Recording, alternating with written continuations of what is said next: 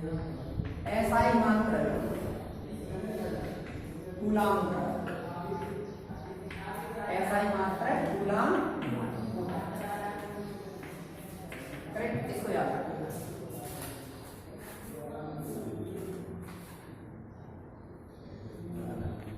पद्धति में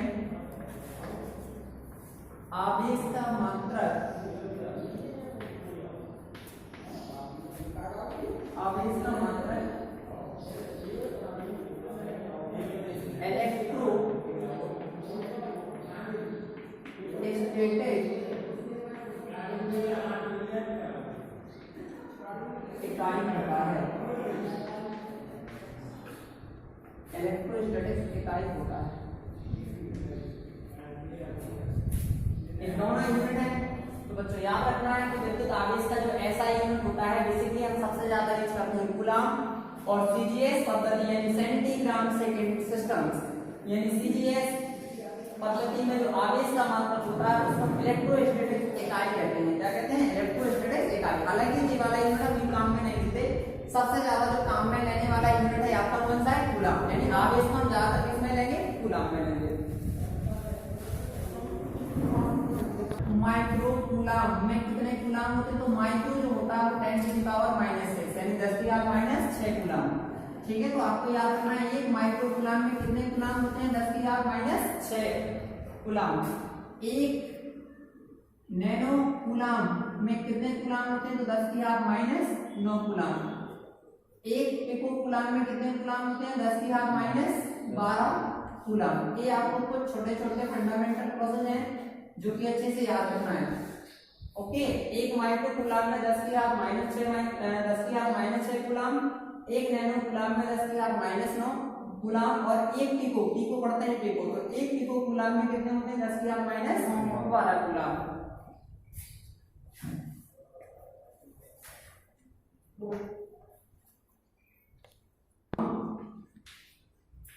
आवेश की विमा, तो सबसे पहले हम यहाँ पर फॉर्मूला देखेंगे Q बराबर क्या होता है? I/T। Q बराबर हो गया I/T। तो यानी आवेश की जो विमा लिखेंगे इक्वल टू I, यहाँ पर विद्युत धारा है तो इसकी जो विमा होती है वो होती है एम्पीयर, ठीक है, और टाइम की होती है T। तो जो आवेश की विमा बनेगी यानी विमी जो फॉर्मूला बनेगा डायमेंशनल फॉर्मूला उसका होगा AT। क्या होता है? AT, right. आवेशन की विधियां,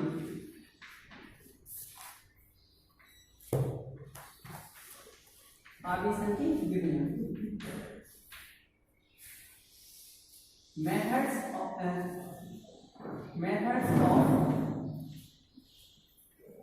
चार्जिंग, मेथड्स ऑफ चार्ज यानी चार्ज करने की कितनी विधियां। तो देखिए सबसे पहली होती है आपकी चालन विधि। कौन सी विधि होती है? चालन विधि, ठीक है, it is known as conducting method.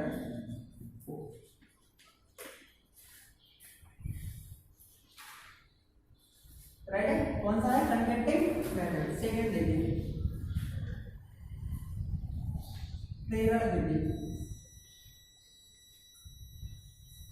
That is induction method.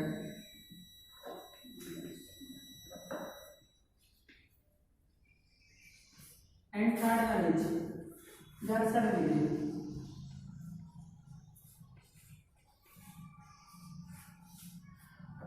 Friction method.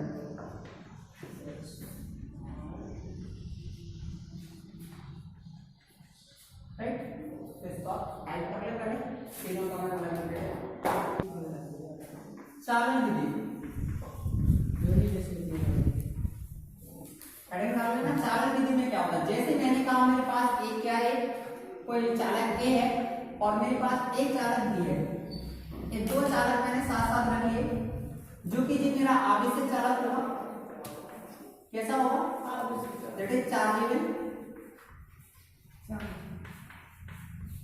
और ये होगा आपका अनावेशित, अनावेशित, अनचार्जेबल।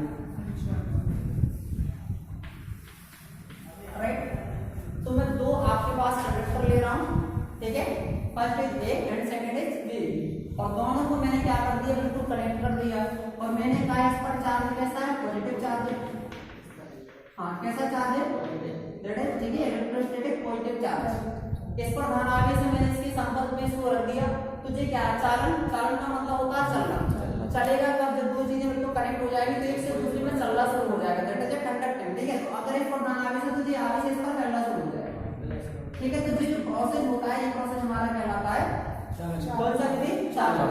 क्यों? इसमें एक पर आवेश था लेकिन दूसरी पर नहीं था। जैसे हमने कनेक्ट किया तो इसका आवेश उस पर भी एक समान रूप से क्या हो गया? फैल गया। तो ये मेथड कहलाता है हमारा चालन विधि। इसको थोड़ा सा बना दीजिए फिगर को, तब नीचे यदि किसी आवेशित चालक को किसी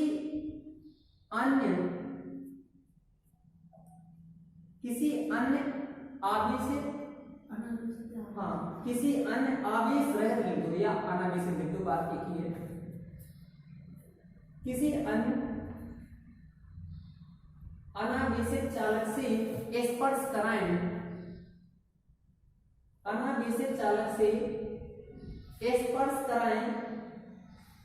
तो अनावेशित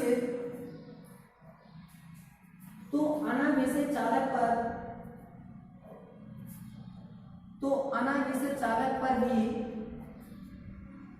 उसी प्रकृति का आवेश उत्पन्न हो जाता है। चालक पर भी उसी प्रकृति का आवेश उत्पन्न हो जाता है। आवेशन की यह विधि चालन विधि कहलाती है। यह विधि आवेशन की कौन सी विधि कहलाती है? चालन विधि। नेक्स्ट देखिए सेकंड पार्ट।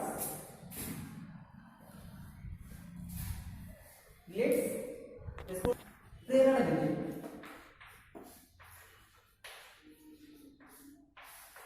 Induction method.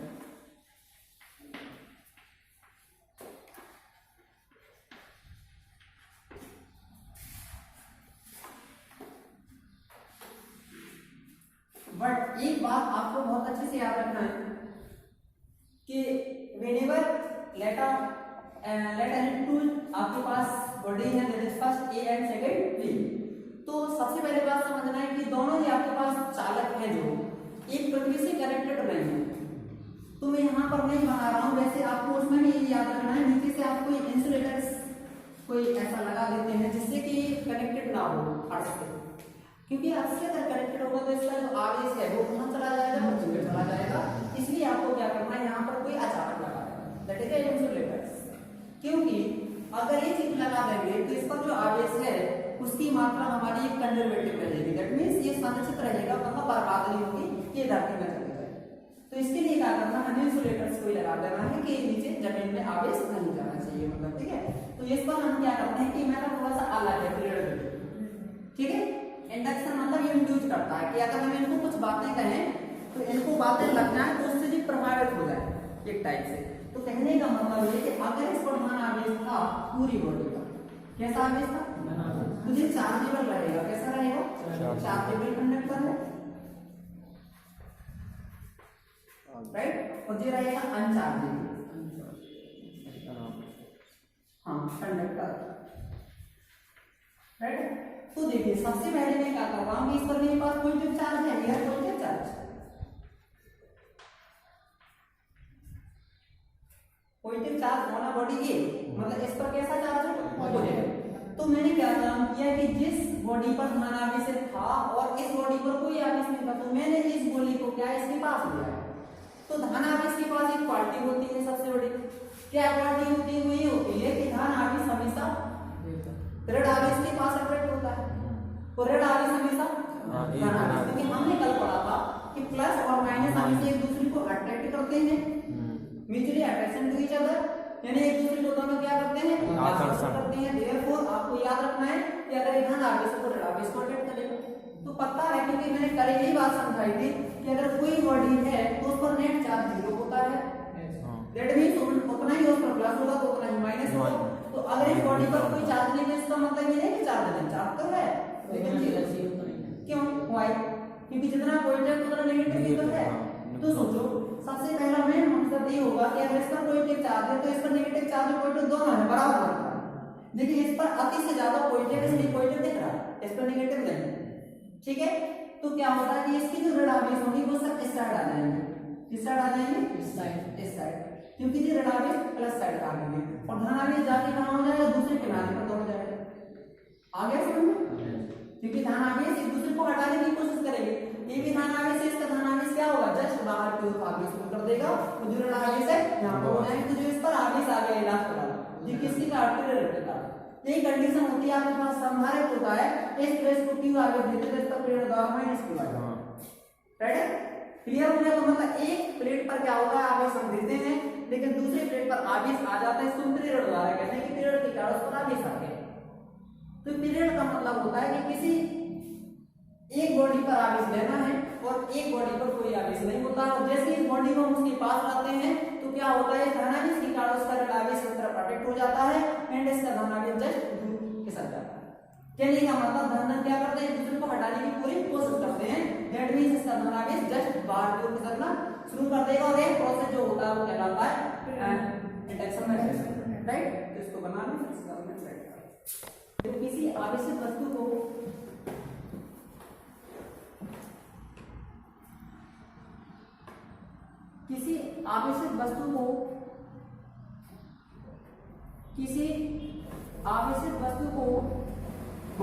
अनावेशित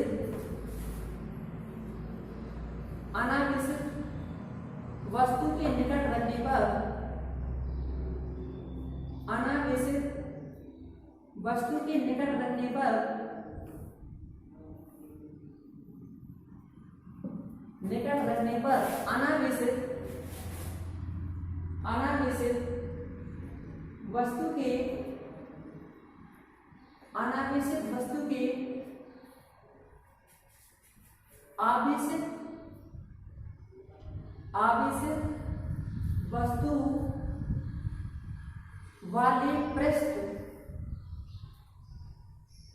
आवेशित वस्तु वाले पृष्ठ पर विपरीत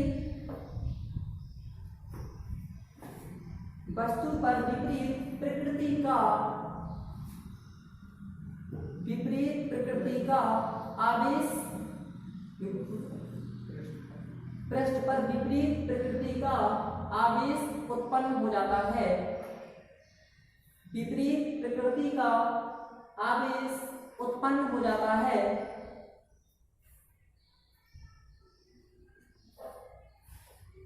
इस प्रक्रिया को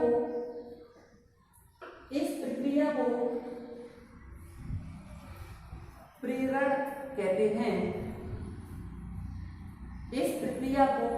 कहते हैं। Okay, now let's understand this topic. Next आपको लिखना क्या है? हम घर पर मैं बता दे रहा हूं। लिखना माना ए और बी, ठीक है, या लिखना माना ए एक आवेशित चालक है या कोई वस्तु है, ठीक है, बी कोई अनावेशित या अचालक वस्तु है, और जब हम इस आवेशित वस्तु को इस अनावेशित वस्तु के पास लाते हैं तो इस धनावेश के कारण इस अनावेशित वस्तु के निकटतम पृष्ठ यानी जी वाला पृष्ठ इसके बिल्कुल निकट कहलाएगा, ये दूर है। तो ए वाला जो पृष्ठ है इस पर विपरीत प्रकृति का आवेश आ जाएगा। अगर इस पर धन है तो ऋण आएगा और ऋण है तो धन आएगा। राइट है? तो यह विधि हमारी या यह प्रोसेस या यह प्रक्रिया दैट इज इंडक्शन कहलाती है। राइट है? तो इसको थोड़ा सा लिख लेना नीचे ये करने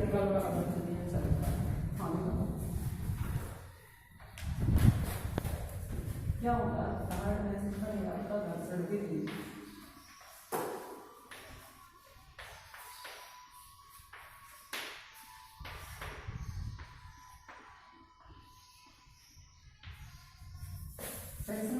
क्या देखो इसमें क्या दो वर्ड है आपके पास, क्या करते हैं? दो वर्ड। हालांकि इसका फिगर नहीं बनाना, मैं ऐसे समझा देगा।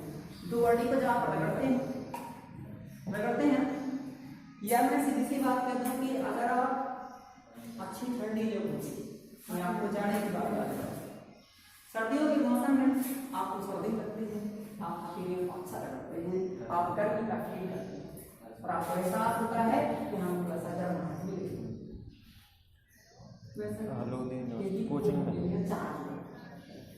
इसलिए कुछ ऐसा फील होता है कि इसकी सरफेस से कुछ इलेक्ट्रॉन इस सरफेस पर चले जाते हैं या फिर इस सरफेस से कुछ इलेक्ट्रॉन इस सरफेस पर आ जाते हैं और इलेक्ट्रॉन के आदान प्रदान से ही चार्ज का निर्माण होता है। अगर एक वस्तु से दूसरी वस्तु में अगर इलेक्ट्रॉन जाते हैं that means transformation of a charge. यानी ऐसे में होता क्या है कि अगर एक वस्तु से इलेक्ट्रॉन दूसरी पर गए तो उस पर इलेक्ट्रॉन पड़ेंगे, एक पर घटेंगे।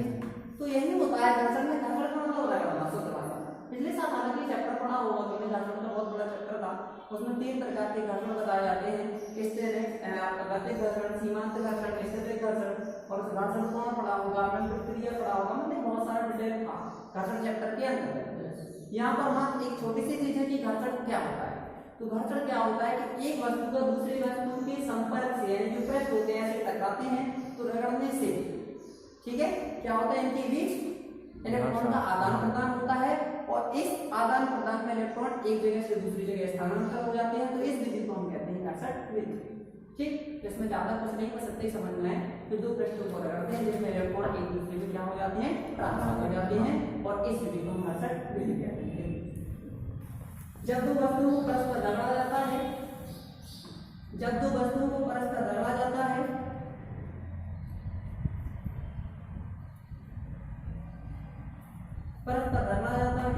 तो उनके बीच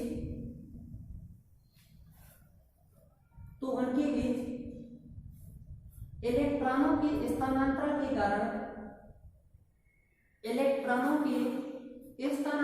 कारण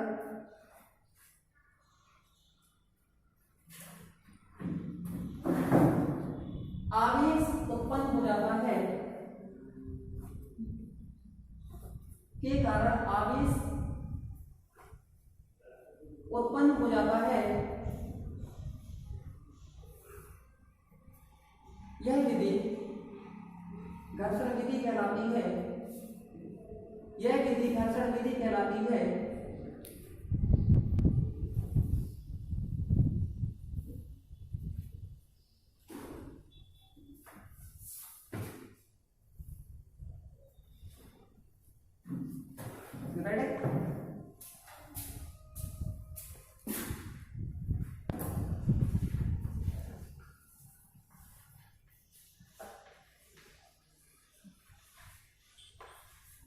स्थिर विद्युतिकी में कूलाम का नियम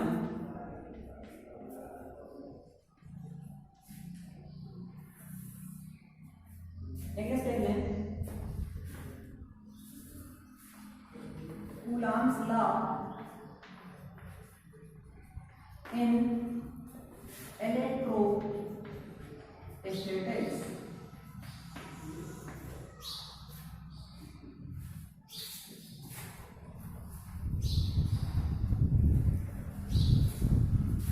नॉर्मल आपको बात बता दूं, फ्रांसीसी साइंटिस्ट कूलाम ने यह नियम दिया था और इनका नियम ये कहता है कि अगर मेरे पास दो आवेश हैं, पहले नॉर्मली समझना दैट इज Q1 एंड एक सेकेंड चार्ज मेरे पास Q2 है, तो आपके पास दो चार्ज हैं और ये दोनों चार्ज किस नेचर के हैं ये डिपेंड करता है इनकी प्रकृति पर।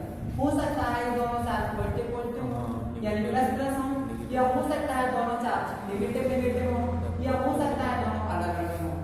ठीक है, तो case arises any four cases that is या तो पॉजिटिव पॉजिटिव या नेगेटिव नेगेटिव या ऐसा या फिर ऐसा, मतलब टोटल के टोटल 4 केस बन जाते हैं। तो इनमें से कोई भी बात हो सकती है और हमें मालूम है कि अगर दोनों सेम चार्ज होते हैं तो इनके बीच प्रतिकर्षण होता है। क्या होता है? प्रतिकर्षण। ठीक है, और इनके बीच क्या होता है? आकर्षण होता है। मतलब अगर एक प्लस और एक माइनस होता है तो दोनों एक दूसरे को आकर्षण करते हैं, यानी प्लस और माइनस अगर चार्ज होंगे तो दोनों एक दूसरे को अट्रैक्ट करेंगे। इफ और बात करते हैं कि अगर दोनों चार्ज सेम हैं, यानी कि अगर दोनों प्लस प्लस और दोनों माइनस माइनस है, तो हम कहेंगे कि दोनों एक दूसरे को हटाने की कोशिश करते हैं। तो कूलम्स का नियम इन दोनों बातों पर फॉलो करता है, दैट इज आकर्षण अथवा प्रतिकर्षण। दो पक्ष यहां से निकल के बाहर, या तो वो दोनों आवेशों को क्या करता है, आकर्षित करता है या फिर प्रतिकर्षित करता है। इसकी पहले की छोटी सी बात और मैं 11th क्लास में इसको पहुंचा दूं, थोड़ा सा आपको समझाने के लिए बहुत अच्छा समझ में आ जाएगा। दैट मींस F बराबर G m1 m2 upon r square. इसके बारे में आप लोग शायद जानते हो, थोड़ा बहुत ये है क्या जी है क्या है बराबर, कोई स्टूडेंट बता सकते हैं इस वक्त क्या बराबर G m1 m2 by r square. और मैं गारंटी दे रहा हूं कि अगर छोटी छोटी बातें आती हैं तो फिजिक्स या वेरी इजी सब्जेक्ट और आपको ऐसे कमांड होगी कि आपको मैथ जैसा इंटरेस्टिंग लगने लगेगा। लेकिन एक बात बताइए, ये है क्या आपस में जानते हैं आप? शायद आपने 9th क्लास में पढ़ा, अवेलेबल की तो बात छोड़कर गुरुत्वाकर्षण का नियम F बराबर G m1 m2 r square. तो इसमें क्या है मैं आपको बता दूं एक छोटी सी बात और जो आपकी हमेशा काम में आने वाली है, चाहे वो आपका विद्युत क्षेत्र हो, चाहे आपका चुंबकीय क्षेत्र हो और चाहे विद्युत क्षेत्र हो। कोई भी हम क्षेत्र की जब बात करते हैं तो सभी क्षेत्र एक जैसे होते हैं, सबके बिहेवियर एक जैसे होते हैं। चाहे विद्युत क्षेत्र पूरा पढ़ लें, चाहे विद्युत क्षेत्र पढ़ लें और चाहे चुंबकीय क्षेत्र पढ़ लें, अगर आपको एक क्षेत्र आ गया तो मैं गारंटी देता हूँ कि आपके सब क्षेत्र कंप्लीट हो जाते हैं थोड़ी क्षेत्र। लेकिन उस ट्रैक के लिए हम बहुत कुछ सीखना पड़ता है कि विद्युत क्षेत्र कि पहले अगर हम विद्युत क्षेत्र पूरा बनता है तो गुरुत्वीय क्षेत्र समझ जाएंगे और गुरुत्वीय क्षेत्र कराता है तो ये समझ जाएंगे। इस नियम से कितनी आसानी से कूलम्ब का नियम निकलेगा देखना। अगर मैं यहाँ पर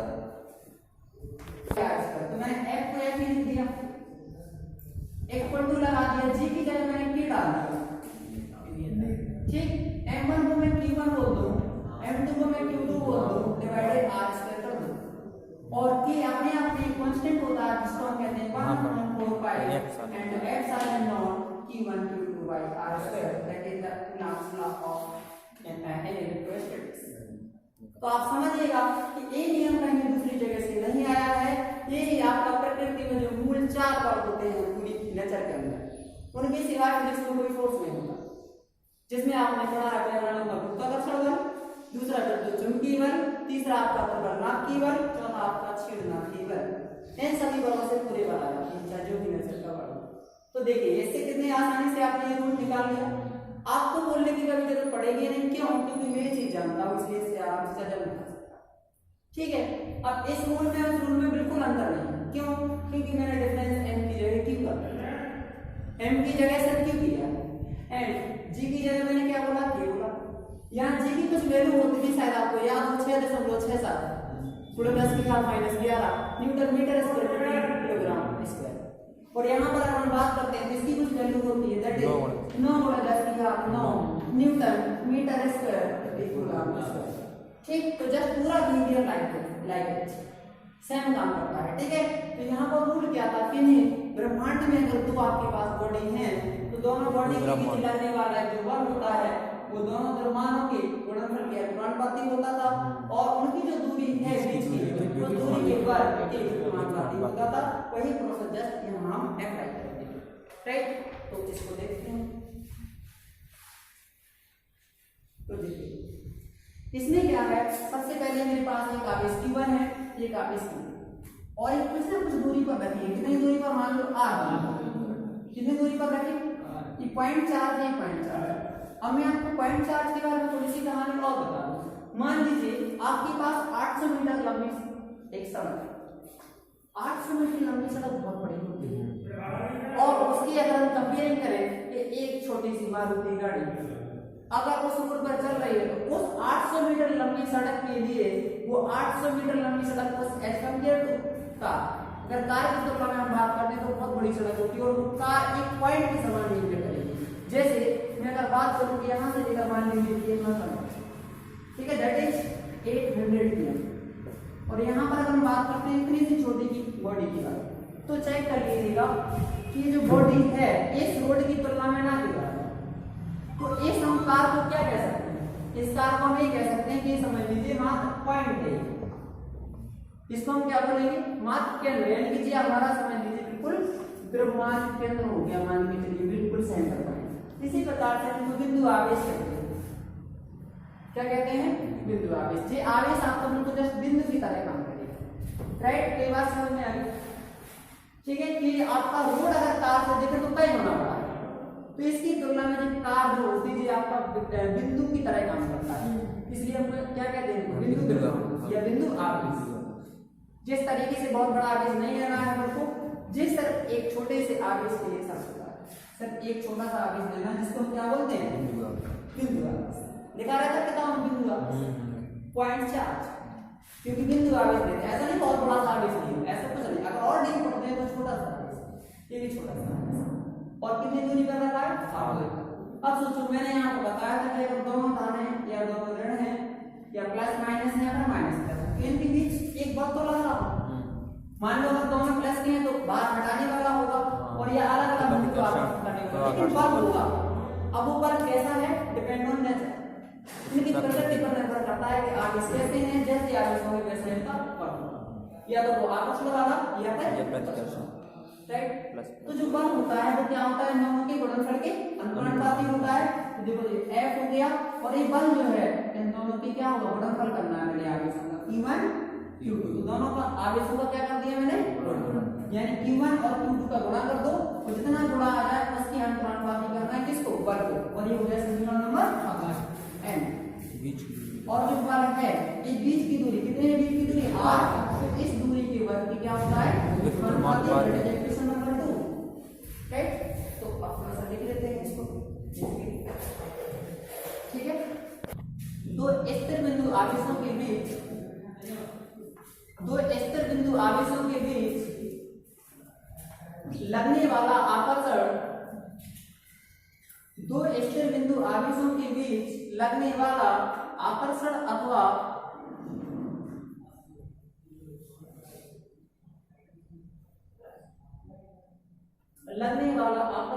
प्रतिकर्षण बल दोनों आवेशों की मात्राओं की गुणनफल के,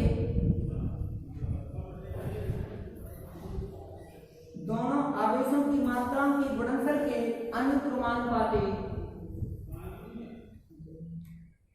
दोनों आवेशों की मात्राओं की गुणनफल के अनुक्रमानुपाती तथा उनके बीच की दूरी के वर्ग के अनुक्रमानुपाती तथा उनके बीच की दूरी के वर्ग के व्युत्क्रमानुपाती होता है, व्युत्क्रमानुपाती होता है। यह बल दोनों आवेशों को मिलाने वाली,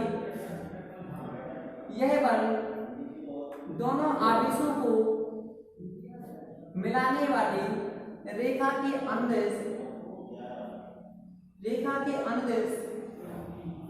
होता है। नीचे पैरा चेंज करके लिखिए। माना दो स्थिर बिंदु आवेश, माना दो स्थिर बिंदु आवेश Q1 व Q2,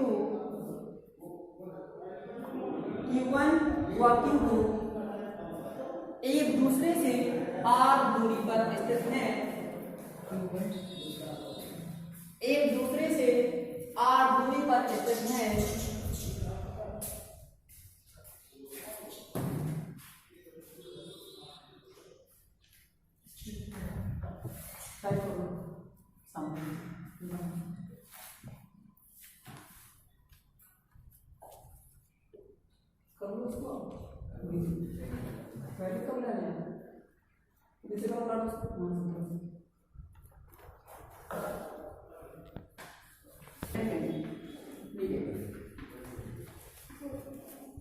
समीकरण फर्स्ट सेकंड को सॉल्व करेंगे। दैट इज द फोर्स यानी E force is k just product to range and this force and inversely proportional to R, then F is proportional to Q1 Q2 by R square।